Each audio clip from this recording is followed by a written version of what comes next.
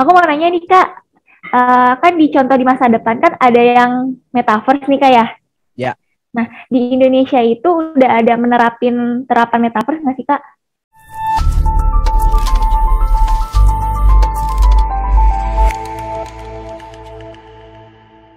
di Indonesia ada namanya perusahaan rintisan ya, perusahaan rintisan sel Wir di bawah Wir Group itu mereka sudah mengembangkan yang namanya metaverse. Rans juga sedang Rans ya miliknya uh, bukan Atta Halilintar, Raffi Ahmad ya, miliknya Raffi Ahmad ya. Itu juga sudah mengembangkan metaverse. Wujudnya seperti apa, teman-teman? Memang belum di deliver secara masif di Indonesia. Dan seperti kita tahu bahwa metaverse itu ekosistem, bukan hanya bicara tentang virtualnya saja. Ya, di dalamnya itu ada teknologi virtual reality, ada teknologi IR, barang-barang yang kita gunakan untuk melihatnya saja di Indonesia belum begitu banyak terwujud gitu ya, belum banyak yang kita hanya sekedar saat ini lebih ke VR viewer ya atau namanya VR box saja, tetapi teknologi metaverse itu lebih lebih kompleks dari itu. Dan salah satu teman saya juga sedang mengembangkan dengan Telkom itu uh, Quran dan pembelajaran agama itu masuk ke metaverse.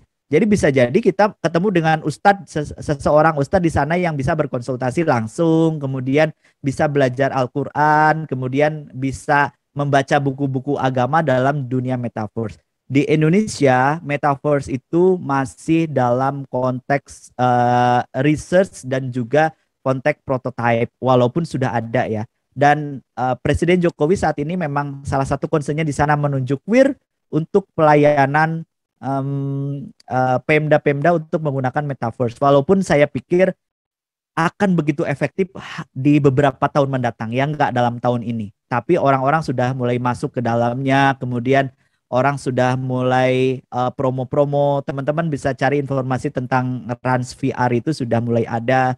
Kemudian ada Wir Group itu juga mereka juga memproduksi metaverse juga. Dan di Facebook sendiri sebagai salah satu inisiatornya, itu mereka masih mencari formula yang paling tepat bagaimana metaverse ini mulai di-deliver ya. Teman-teman bayangkan kalau dulu teman-teman komentar di Facebook itu uh, hanya sekedar komentar, kemudian Zoom hanya melihat kotak-kotak seperti ini ya, kotak-kotak foto-fotonya. Kalau kita masuk ke metaverse itu kita masuk seperti dalam satu ruangan, tapi tentu dengan bantuan VR box dan segala macam. Kita masuk satu ruangan, mungkin saya seperti seolah-olah ada di hall, ada di aula, teman-teman ada di depannya, yang raise hand seperti orang yang benar-benar ngacung segala macam, semuanya masuk dalam dunia virtual. But lagi-lagi teknologi itu pilihan, sebetulnya teknologi itu pilihan. Ada teknologi pilihan, ada teknologi yang wajib. Nah, saya pikir metaverse itu saat ini adalah teknologi opsional, teknologi pilihan. Seperti layaknya kita Zoom. Zoom itu teknologi opsional. Aslinya apa? Aslinya pembelajaran di kelas. Maka metaverse juga adalah teknologi opsional. Tetapi ada teknologi-teknologi yang seperti wajib. Ya, kita mau ke Ambon, kita mau ke Jayapura, jalan kaki kah? Tidak. Ada teknologi wajib yang kita gunakan, bisa pakai pesawat, bisa pakai kapal laut, tidak harus jalan kaki atau menggunakan kuda atau menggunakan himar begitu ya. Sampainya mau kapan? Maka ada teknologi wajib yang kita gunakan. Nah, saat ini metaverse saya menyebutnya sebagai teknologi opsional. Mau nggak dipakai, ya nggak ada masalah. Tetapi ketika kita mau tahu sesuatu lebih dalam, kita bisa menggunakan metaverse di dalamnya. Ketika kita bertanya sesuatu, kita bisa ke perpustakaan. Tapi ada alternatif library, digital library. Buku-buku yang ada di Universitas Gunadarma itu ada juga di library digitalnya, betul kan seperti itu. Nah, kita bisa datang langsung ke perpustakaan, kita bisa datang langsung ke digital library-nya. Pilihan kita yang mana? Mana yang lebih efektif? Kalau kalau kita belajar Al-Quran dalam tanda petik, belajar agama, belajar kimia, belajar industri, ketika kita dianggap lebih efektif masuk ke dalam metaverse, maka itu menjadi utama. Tetapi ketika itu belum begitu efektif, belum menjadi syarat tertentu, maka menjadi teknologi opsional.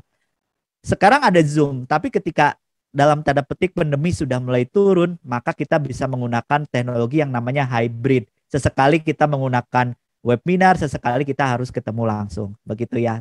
Jadi di Indonesia sudah ada Rans, kemudian ada dari Weir Group, ada juga dari Telkom, tetapi memang belum terbuka secara luas, begitu.